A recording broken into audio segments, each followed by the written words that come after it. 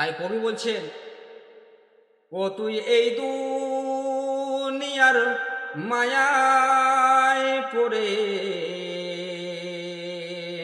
করছো কত বাহানা। বাহানা করি না আমরা?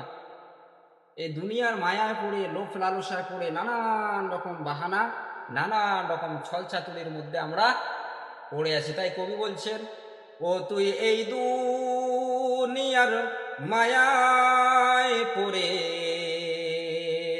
করছো কত বাহানা। এই যে নয় তোরা আসল বাড়ি, কবর যে তোরা আসল ঠিকানা। কথা বলেন ঠিক কিনা?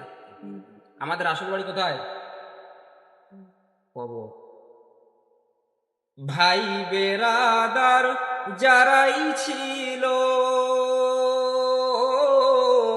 একই একই সব হারালো।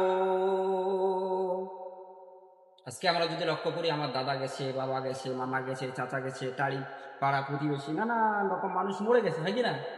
তাই কবি এভাবেই বলছেন, ভাই বেরাদার যারাই ছিল একই একই সব হারালো।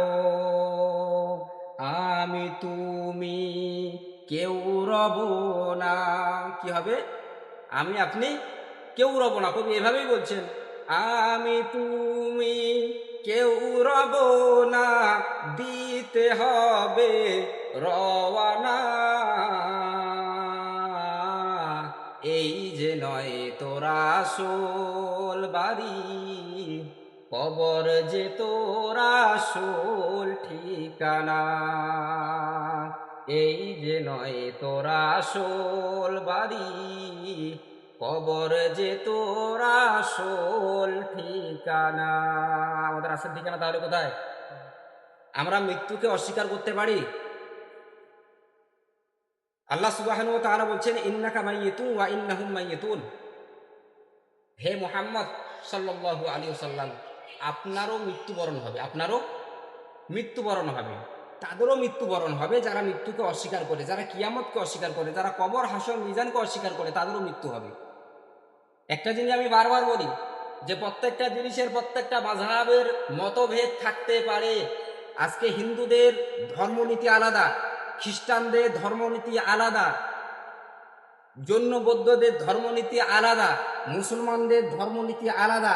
তবে যে আমাদের মুসলমানের মধ্যে ফেরকা বহু, মাযহাব চার মাযহাব। কয়টা মাযহাব? চার মাযহাবের মানুষ আমরা নানান রকম ভাবে বিভক্ত হয়ে আছি। এ বলছে ওটা চলবে না, ও বলছে ওটা চলবে না। মতভেদ আছে, ইখতিলাফ আছে। কি আছে?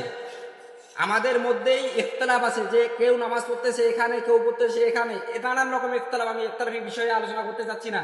তবে আমি বুঝাতে যাচ্ছি, মৃত্যুর ব্যাপারে কোনো ইখতিলাফ, কোনো মতভেদ আছে আজ পর্যন্ত দেখেছেন?